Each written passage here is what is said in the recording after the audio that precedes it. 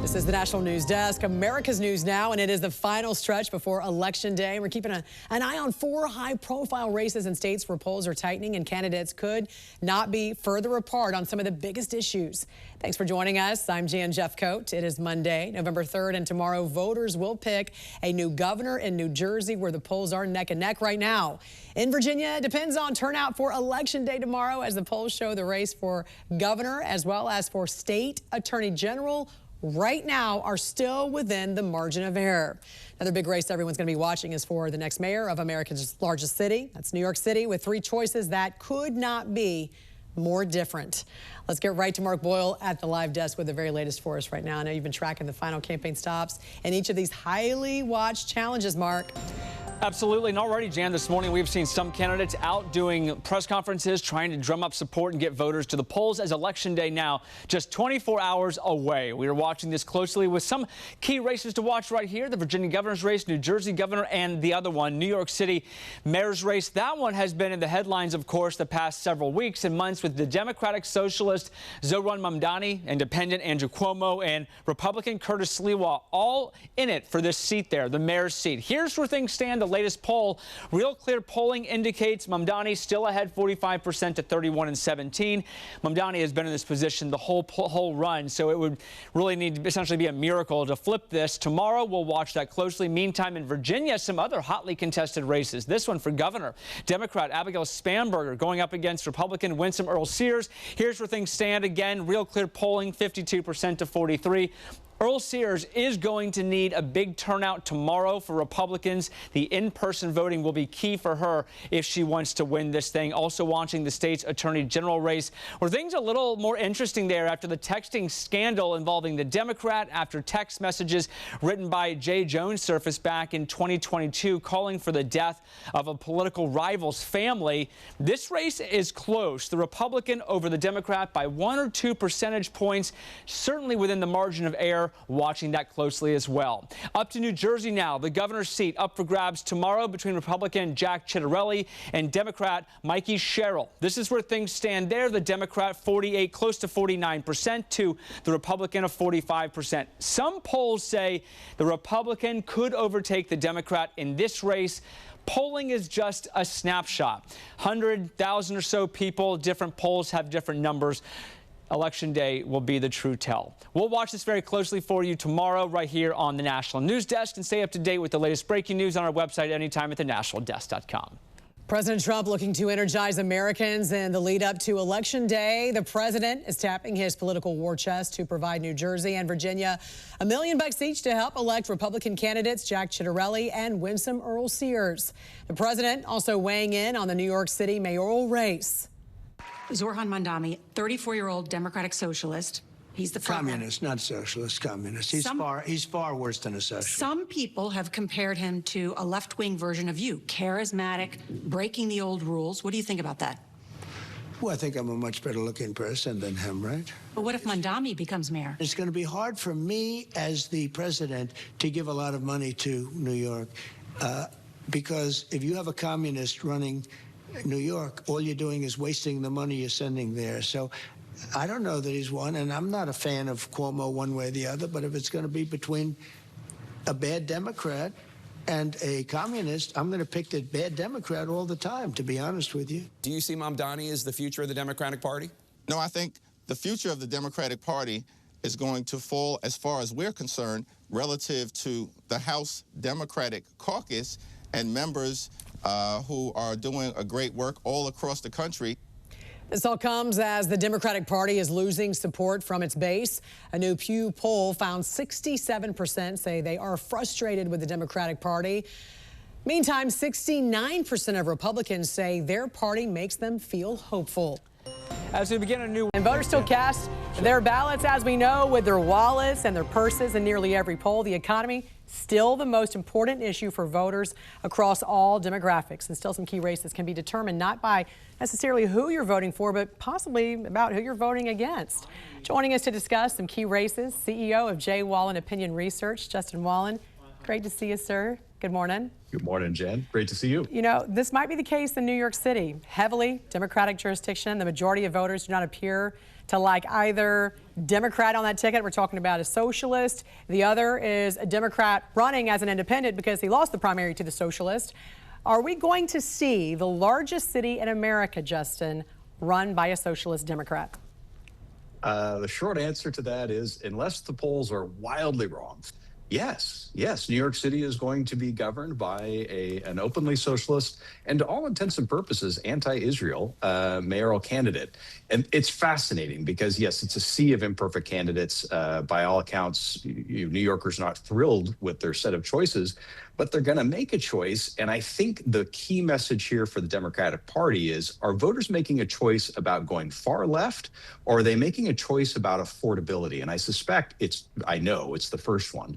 Mamdani's message was excellent. New York just costs too much to live in, and New Yorkers resonate with that, except for the most wealthy. Right, but the way he thinks he's going to make it more affordable, as a capitalist society, everyone knows nothing is free. There's no free lunch. There's no free rides. There's no allowing the government to have price controls at grocery stores, price controls on rent. Those, as we know, historically, will make everything. That actually increases inflation, as we know. Well, I think the Democratic Party and New Yorkers in general, and Mamdani actually, need to look very closely at the success rate of really hard left progressive candidates who have won in deeply blue spaces. Look at San Francisco and Los Angeles district attorneys. Highly progressive policies that were enacted failed miserably, and they were ejected from their seats and replaced by much more right-leaning candidates. So in practice, this is going to be very interesting to see play out. Even in the deepest blue of blue, I don't think it's going to be palatable. Right, and we know these races obviously serve as a referendum, for the party that's not at the White House. So the Democratic Party, which seems to still be searching for some cohesion and messaging. So do they need to win by a large margin in places like Virginia and New Jersey, those two closely watched races? Yeah, they really do. I mean, in these off-cycle elections, as you know, the tide tends to go against the party that's in power. And if the Democratic Party really is accurate that there's a swell of discontent at the head of the United States with the Trump administration, then these races are going to be won by wide margins. And that's really the takeaway. Are these races that close? That probably shouldn't be if the messaging of the Democratic Party is correct. And the reality is they're just not, by all the polls, they're just not far and away. Most of them are within the margin of error. That's exactly right. How do you see the governor's race playing out there with Jack Ciattarelli and Democrat Mikey Sherrill in New Jersey? Well, that's a wonderful example of it. New Jersey is an interesting place because it's reliably blues, reliably Democratic for the presidency. But governors go back and forth. And in this case, it's too close to tell. There's absolutely no way to tell who's going to come out on top. And there should be a margin. If New Jersey is reflective of America's tempo, which in some ways it is because it goes back and forth, I think it's a good barometer. Then if the Democratic message is correct, that Americans are fed up with the administration's policies and really looking for an out, then the margin here really should be well outside the margin of error in favor of the Democratic candidate, and it's not.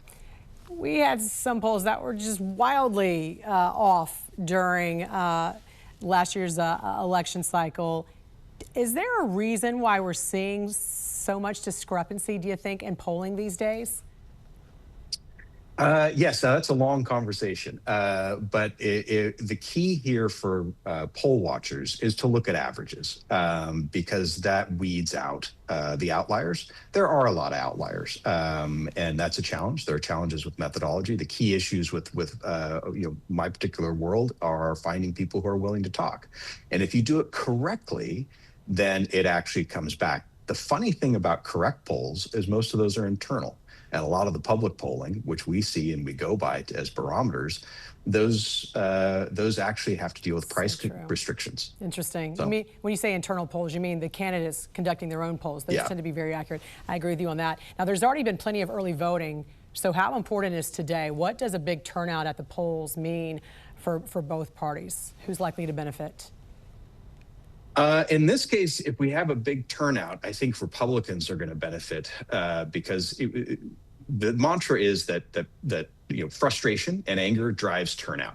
And if this is the case, as it typically is in a midterm, then the opposing party is going to prevail because of that. I don't think that's the dynamic today. I think if we see a higher turnout, it's going to benefit Republicans. But I could very well be wrong. But by all intents and purposes, the way this is panning out, I think that Republicans are actually, even if they lose in races, I think they're positioned pretty doggone well. We're not seeing this enormous, widespread disaffection that we're apparently supposed to see if we're going to believe the Democratic pundits. That's so true. CEO of J. Wallen Opinion Research, Justin Wallen. Great to see you, sir. Thanks for joining us. Great to see you. The elections today will have a big impact on policing, the crime crackdown, and how the law is enforced as some local jurisdictions continue the battle against the crime crisis, criminal illegal aliens, and soft on crime policies. From New Jersey to Virginia and New York City, it's a day that's going to have far-reaching consequences for all law enforcement. Joining us now to discuss is retired FBI Special Agent in Charge and former Superintendent of the Chicago Police Department, Jody Weeks. Good morning to you, sir. A critical day for the largest city in the country, New York City, nearly 9 million folks there. And if you look at the polls, Zohran Mamdani obviously in the lead. What impact will this have on law and order? What concerns you most? Yeah, Jan, great to see you.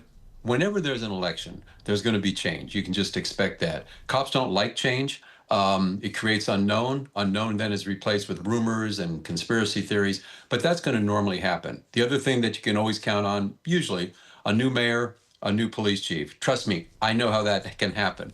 But talking about Mamdani, let's look at this. I'm concerned about a couple things. Number one, I was at a conference a few weeks ago, and a lot of the guys and gals from New York City were saying that if he gets elected, there's going to be mass retirements, mass resignations. I don't know if that was really talk around a coffee table or not. Leaving your job is a big deal, but here's what I am very concerned about. If the police do not believe they are backed and supported, they're going to have a slowdown. They will only respond to radio calls. And why would they do that? For protection.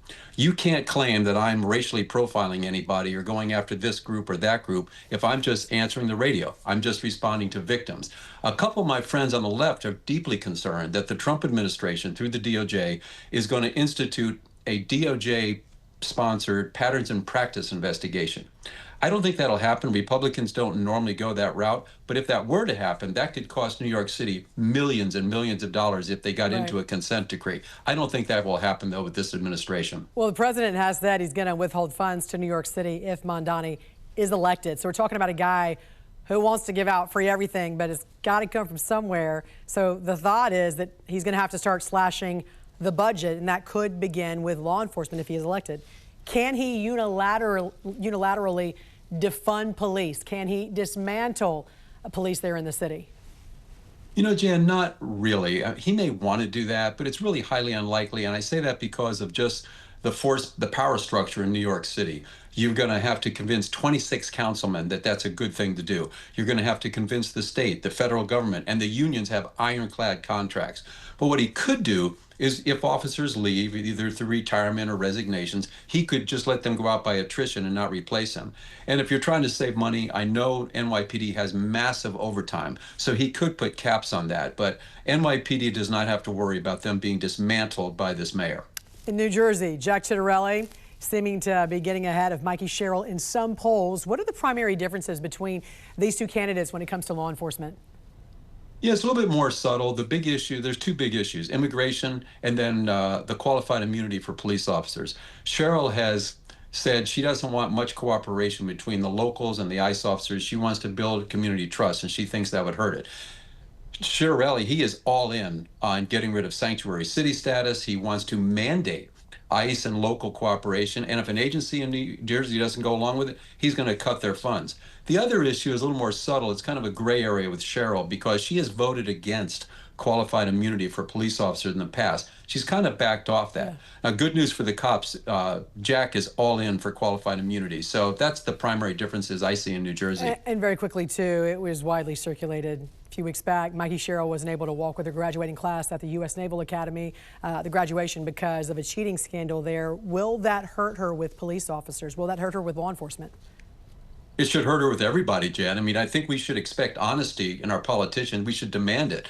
Now, she wasn't found guilty of cheating, but she did not report it. So that's a big deal of the Service Academy, not to report wrongdoing. So as you might guess, Jack has hit her up really hard, trying to impugn her integrity and attack her credibility. Yeah, and sometimes not reporting it is just as bad, right? You're just as guilty by not blowing the whistle on something you know all about. Retired FBI Special Agent in Charge and former Superintendent of the Chicago Police Department, Jody Weiss. Great to see you, sir.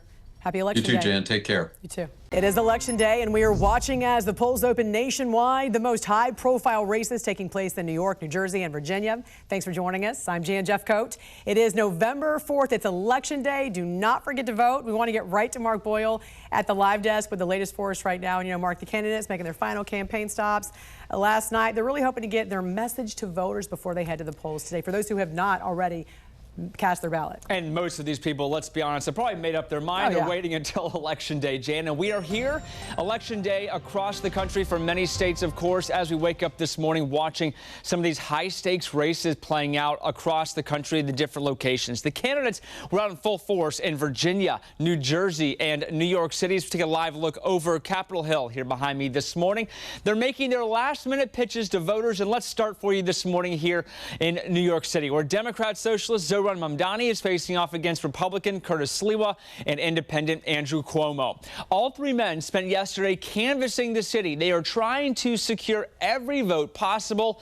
Meantime, here in Virginia, you have the races the nation are watching. The first one, the race for governor between Abigail Spanberger, the Democrat, and Republican Winsome Earle-Sears. She's looking to keep Virginia's governor's office red. You'll also hear about the state's attorney general race. That's up for grabs, too, as Republican Jason Miyares looks to keep his seat against the challenger, Jay Jones.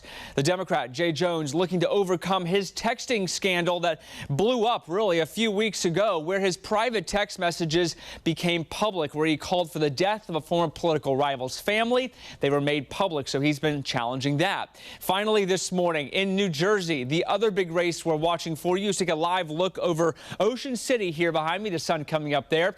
Republican Jack Ciattarelli hoping to take down Democrat Mikey Sherrill in what's anticipated to be a very close race. They are within the margin of error in all the polls we have seen leading up to today.